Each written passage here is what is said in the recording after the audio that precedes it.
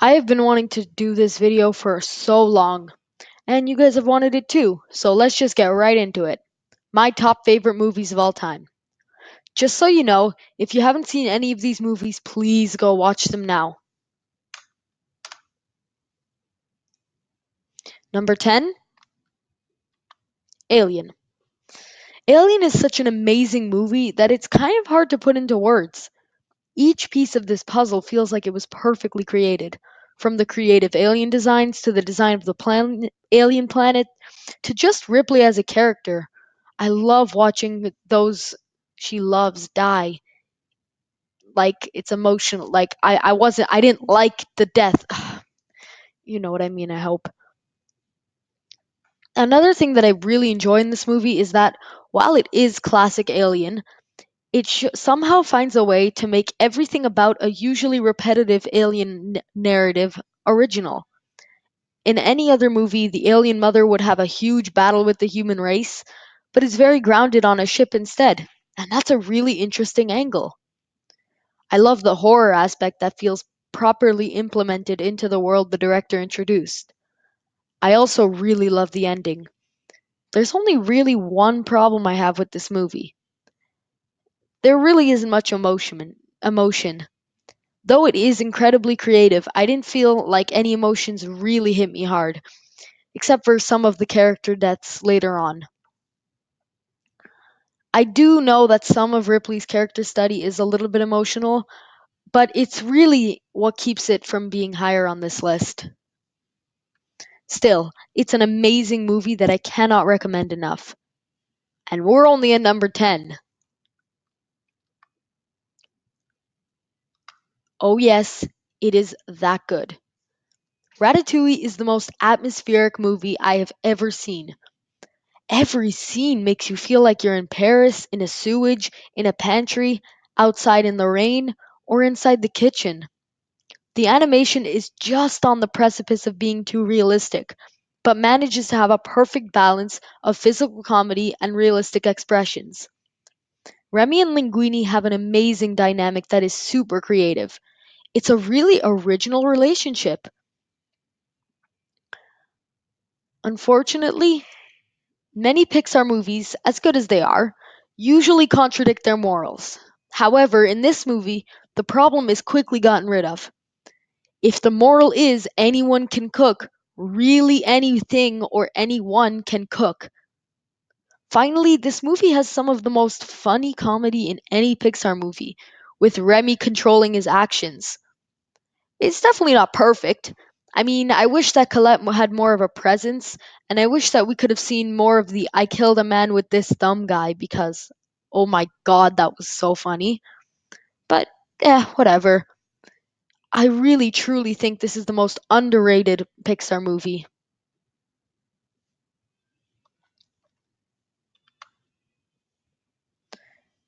Number 8, Spider Man Into the Spider Verse. Spider Man Into the Spider Verse is the greatest visual achievement of all time. I know everyone likes Loving Vincent, the only movie made 100% out of oil paints, and Secret of Kells, but I stand by this. Everything about this movie on a visual level is flawless. I can't believe how smooth the action is despite so many things being on the screen. There were so many Easter eggs. They managed to fit so many Easter eggs, and yet the visual is so fluid. I know I've praised this movie on a visual level a lot, and it deserves all of that praise, but it's not the only champion of the movie. The story is perfect. I don't have a single problem with it. Every character is integral to the story or incredibly entertaining.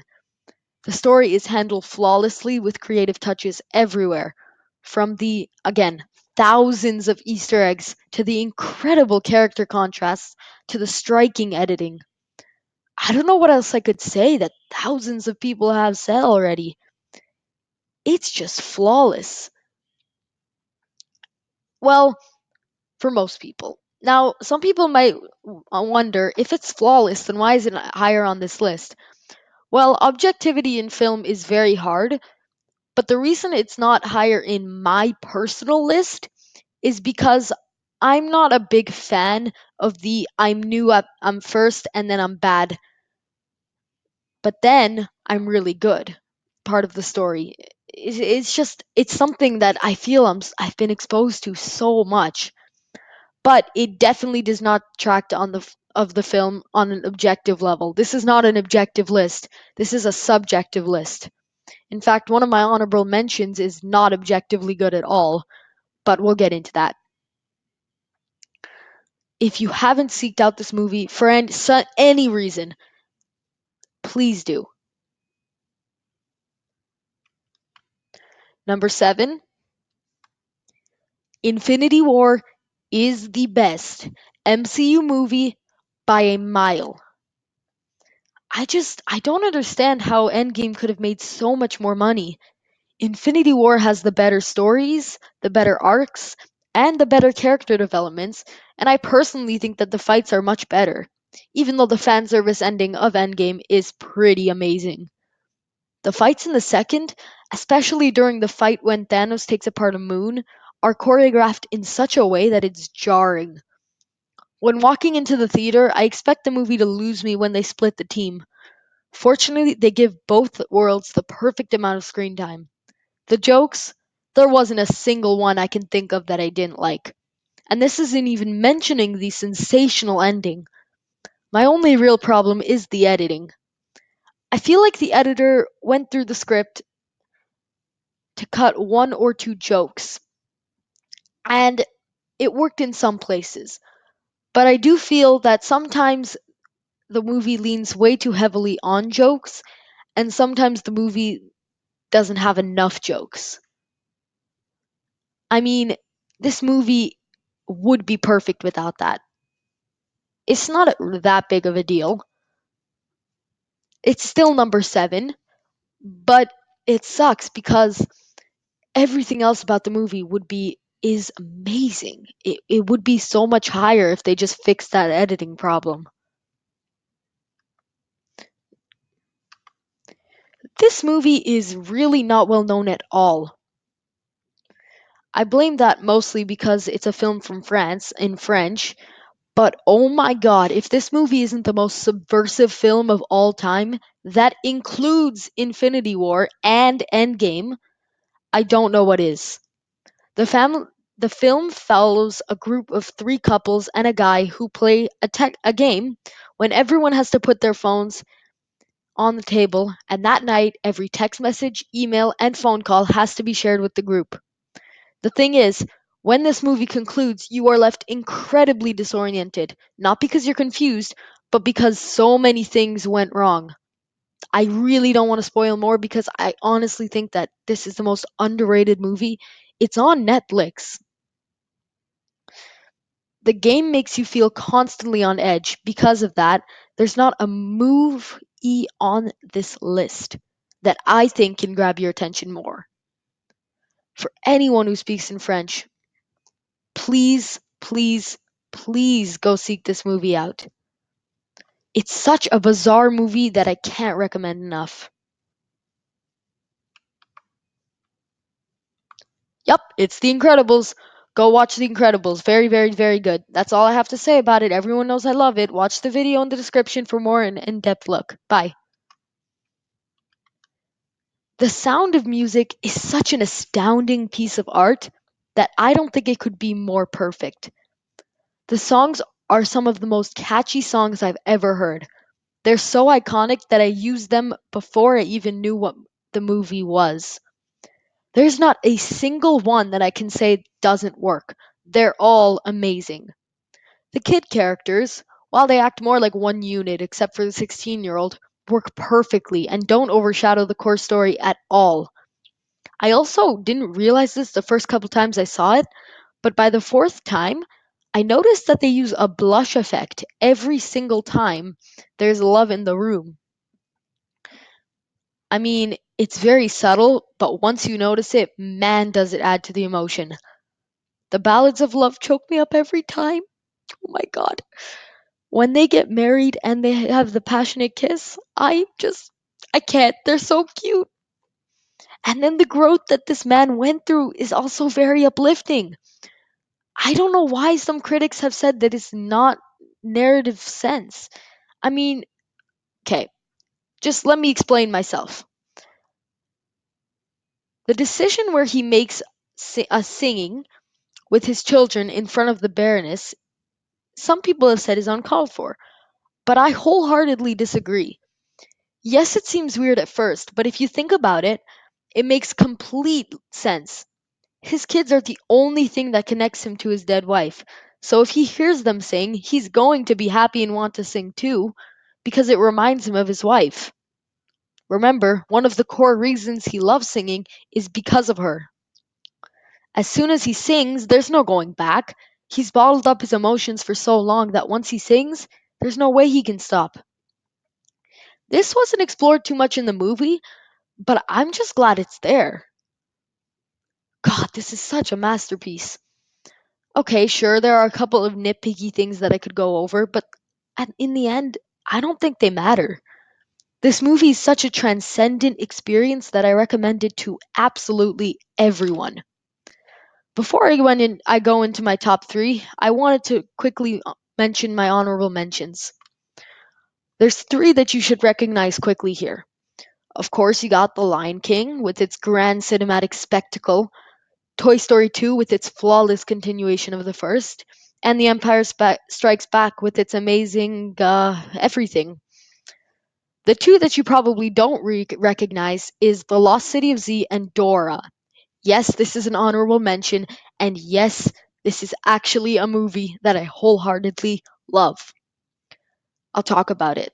The Lost City of Z is based on a true story about an explorer who devotes his life to find uncharted territory. I really love it. And the Dora movie is here because it is legitimately the funniest movie I have ever seen. Now, I'm not going to go too in depth because I feel I should make a video, but man, is it funny. And now that we're into the top three, we're starting with The Matrix. Now, some people think The Matrix is dated, and personally, I don't see how. This movie is 2 decades old, and yet the CGI is practically flawless. The amount of interesting yet horrifying ideas this film introduces is honestly incredible. There's some really spectacular dialogue, and the Wachowski directors really get to flex their muscles. Apart from that, the fights are so expertly choreographed that every moment becomes astoundingly detailed. The characters move so fast, yet the action was so fluent. I couldn't believe what I was watching.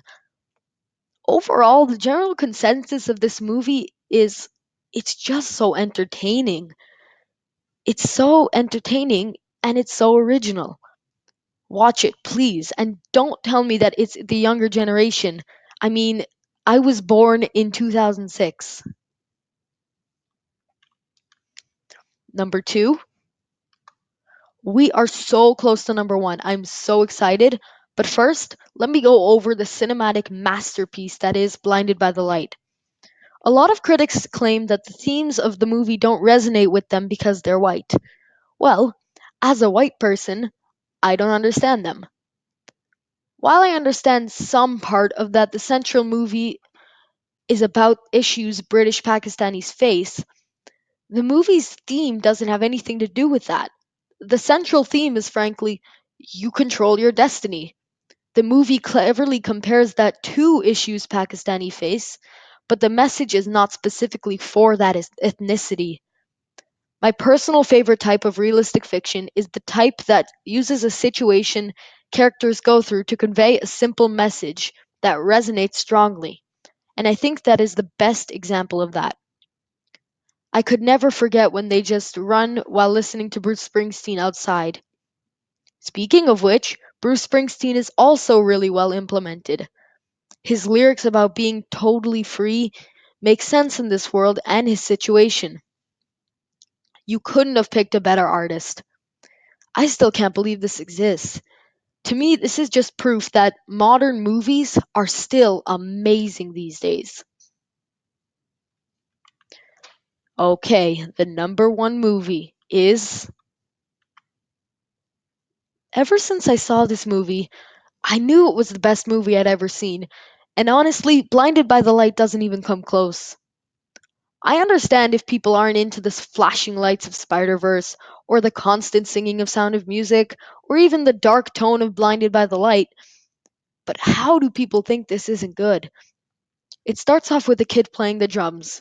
We don't know him at all, but we do know that he's determined to be the best drummer in the world, as evidenced by him rigorously practicing. Then we see his excited yet nervous reaction when a random person walks into the room.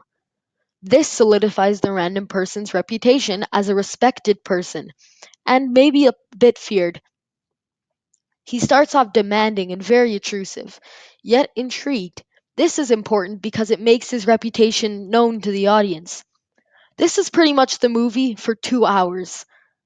Every millisecond makes you think and has a deeper meaning. The music is flawless. The characters are awesome. The acting is perfection. I mean, this is the closest humanity will ever get to a perfect movie. And I don't even understand how the director came up with this. I don't know what I could possibly say at this point. I could talk about this movie for hours. Just recommend it. Go see it, please.